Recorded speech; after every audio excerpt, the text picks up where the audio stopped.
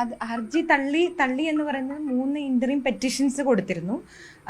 ഒന്ന് ഈ വരണാധികാരി എൻ്റെ അപ്പോയിൻമെന്റിനെ സംബന്ധിച്ചും അത് ശരിയല്ല, അത് മാറ്റണം. കാര്യം അങ്ങനൊരു അപ്പോയിൻമെന്റ് നടന്നിട്ടില്ല. നമ്മുടെ ബൈലോ പ്രകാരം അങ്ങനൊരു അപ്പോയിൻമെന്റ് ഇല്ല.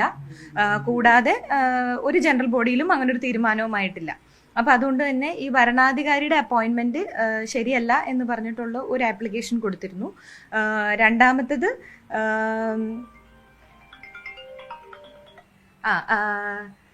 അയ്യോ പെട്ടെന്ന് മറന്നുപോയി. 3 ആപ്ലിക്കേഷനാണ് കൊടുത്തിരുന്നത്. അതുപോലെ തന്നെ കോടതി ഇടപെട്ട് ഈ എലക്ഷൻ നടത്തണം എന്നുള്ളതായിരുന്നു രണ്ടാമത്തത്. മൂന്നാമത്തത് എൻ്റെ ആപ്ലിക്കേഷൻ ആയിരുന്നു.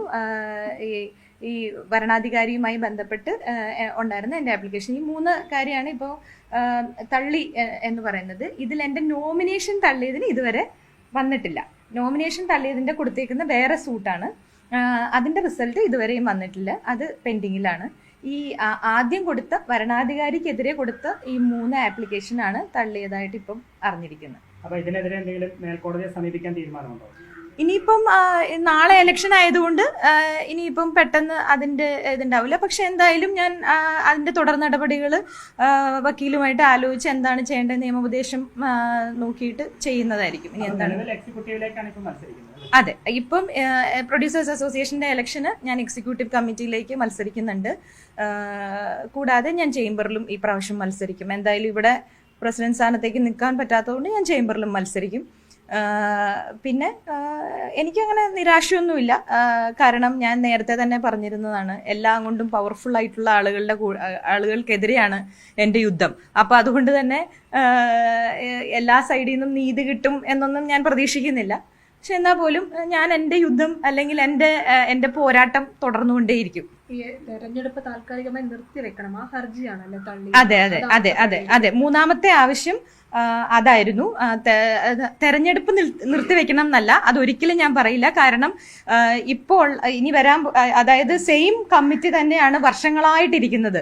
അതുകൊണ്ട് തന്നെ തെരഞ്ഞെടുപ്പ് മാറ്റി വെച്ച് കഴിഞ്ഞതുകൊണ്ട് പ്രത്യേകിച്ച് നിർമ്മാതാക്കൾക്ക് ഒരു ഗുണവും ഇല്ല. അപ്പൊ അതുകൊണ്ട് തന്നെ തെരഞ്ഞെടുപ്പ് നിർത്താൻ ഞാൻ പറഞ്ഞിട്ടില്ല. പകരം ഈ പ്രസിഡന്റ് പോസ്റ്റിന്റെ തൽക്കാലം ഹോൾഡിൽ വെക്കണം, അതൊരു തീരുമാനമായിട്ടേ അത് പുറത്തേക്ക് വിടാവുള്ളൂ എന്നുള്ളതാണ് 3 കാര്യങ്ങൾ പറഞ്ഞിരുന്നത്.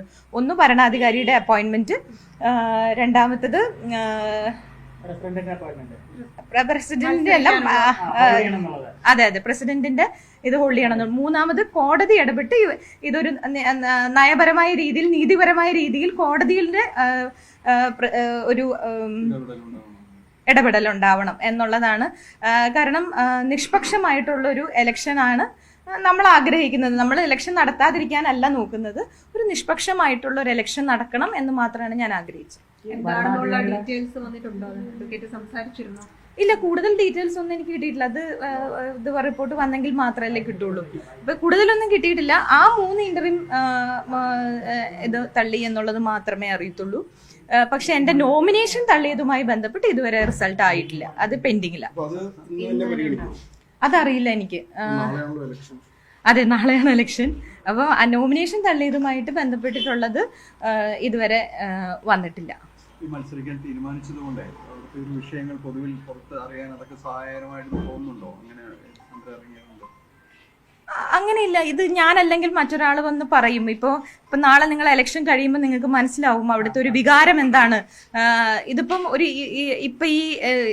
ഈ ഹർജി തള്ളിയത് മുഴുവൻ നിർമ്മാതാക്കൾക്കും കാര്യം എനിക്കറിയാം അവിടെ എത്രത്തോളം ആഗ്രഹിക്കുന്നുണ്ട് മറ്റു നിർമ്മാതാക്കൾ എല്ലാവരും എന്നുള്ളത്. കാര്യം പലരും വഴിപാടും നേർച്ചയും പ്രാർത്ഥനയും നടത്തിയിരിക്കുകയായിരുന്നു എന്നുള്ള കാര്യം എനിക്കറിയാം. അങ്ങനെ ഒരു കാര്യം ബൈലോയിൽ ഇല്ല. ബൈലോയിൽ ഒരു വരണാധികാരിയെ വെക്കാൻ പറഞ്ഞില്ല. ആ സമയം ചേംബറിന്റെ ബൈലോയിൽ അതുണ്ട്. പ്രൊഡ്യൂസേഴ്സ് അസോസിയേഷന്റെ ബൈലോയിൽ അങ്ങനെ ഒരു കാര്യമില്ല. അല്ല, ഇത് 2002 മുതൽ വരണാധികാരി ഉണ്ടായിരുന്നു. പക്ഷെ ഇത് ജനറൽ ബോഡി ആക്സെപ്റ്റ് ചെയ്തൊരു കാര്യമല്ല. അങ്ങനെ ഒരു സംഭവം നടന്നിട്ടില്ല. പക്ഷെ കോടതിയിൽ അവര് 2014 അങ്ങനൊരു ജനറൽ ബോഡിയിൽ ഈ ജനറൽ ബോഡി സമ്മതിച്ചു എന്ന് പറഞ്ഞുകൊണ്ട് മിനിറ്റ്സിൽ എഴുതി ചേർത്ത് ഇവർ കൊണ്ട് ഇപ്പോൾ അവസാനം അതിപ്പോൾ ലാസ്റ്റ് കഴിഞ്ഞ ദിവസമാണ് കൊണ്ട് സബ്മിറ്റ് ചെയ്തത്. അത് എഴുതി ചേർത്ത ഒരു കള്ള തെളിവായിരുന്നു. കാര്യം പ്രൊഡ്യൂസേഴ്സ് ആരും അറിഞ്ഞിട്ടില്ല അങ്ങനെ ഒരു കാര്യം. ഇതിന് മുമ്പ് നടന്ന ഇലക്ഷനുകളൊക്കെ വരണാധികാരി ഇല്ലാതെയാണ് നടന്നത്. അല്ല, 2002 മുതൽ ഭരണാധികാരിയെ വെച്ചാണ് നടത്തിയിരിക്കുന്നത്. ഇതിൽ 2014 ഇലക്ഷനിലാണ് ഇങ്ങനെ ഒരാളെ വെക്കാമെന്നല്ല, അദ്ദേഹത്തിന്റെ പ്രവർത്തനങ്ങൾ നല്ലതായതുകൊണ്ട് അദ്ദേഹത്തെ കണ്ടിന്യൂ ചെയ്യാം എന്ന് പറഞ്ഞ് ജനറൽ ബോഡി തീരുമാനിച്ചു എന്ന് പറഞ്ഞ് മിനിറ്റ്സിൽ എഴുതി ചേർത്തിരിക്കുന്നത്.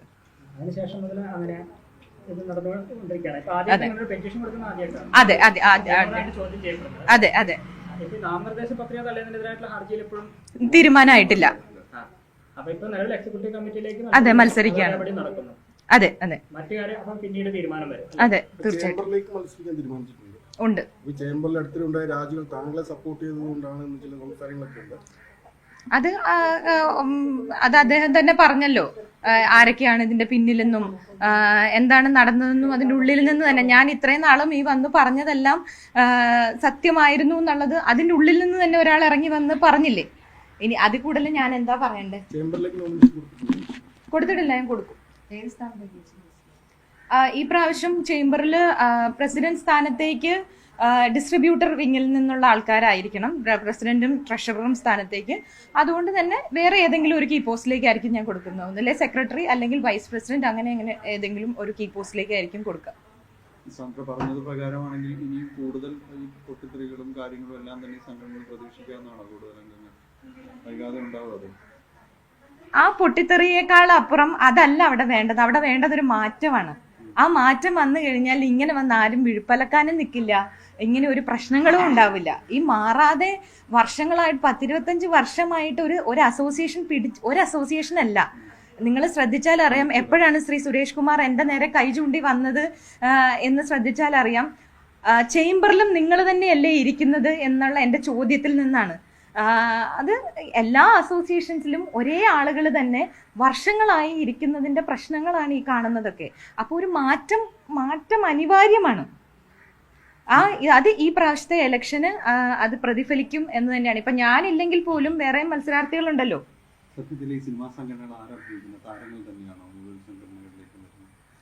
അതൊക്കെ അതിനൊന്നും ഞാൻ ഉത്തരം പറയുന്നില്ല. അതൊക്കെ എല്ലാവർക്കും അറിയാവുന്ന കാര്യങ്ങളാണ്. ഈ ഒറ്റ കാര്യം ഇപ്പൊ പ്രധാനപ്പെട്ട ഒരു ആവശ്യം ഈ നാമനിർദ്ദേശ പത്രിക തള്ളിയതിനെതിരെ അത് ഇതുവരെ തീരുമാനമാക്കുകൊണ്ട് ഇപ്പോഴുണ്ടായ ഒരു വലിയ തിരിച്ചടിയായിട്ട് കാണുന്നില്ല, അങ്ങനെയാണോ? ഇല്ല, ഞാൻ അതിന്റെ ഒരു തിരിച്ചടിയായിട്ടൊന്നും കാണുന്നില്ല.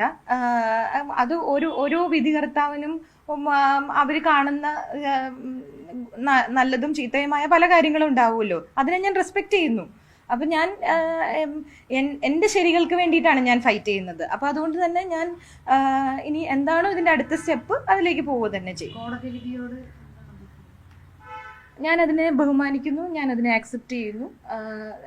നിരാശയുണ്ട്, വേദനയുണ്ട്.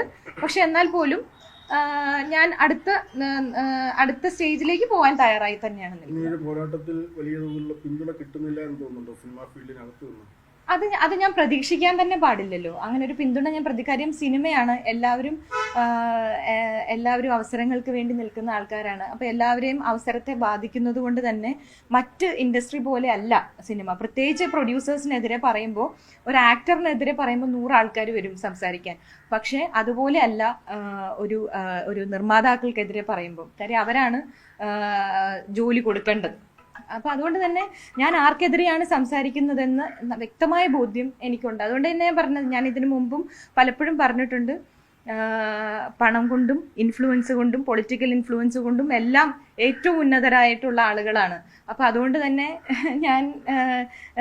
ഞാൻ എല്ലായിടത്തും ജയിച്ചോളണമെന്നില്ല. അത് തോൽവിയിൽ നിന്നാണല്ലോ നമ്മൾ അടുത്ത ജയങ്ങളിലേക്ക് എത്തുക. ഇതെന്നെ കൂടുതൽ ശക്തയാക്കുന്നു എന്ന് എനിക്ക് പറയാനുള്ളൂ. പിന്നെ ഞാൻ മത്സരിക്കുന്നതല്ലേ.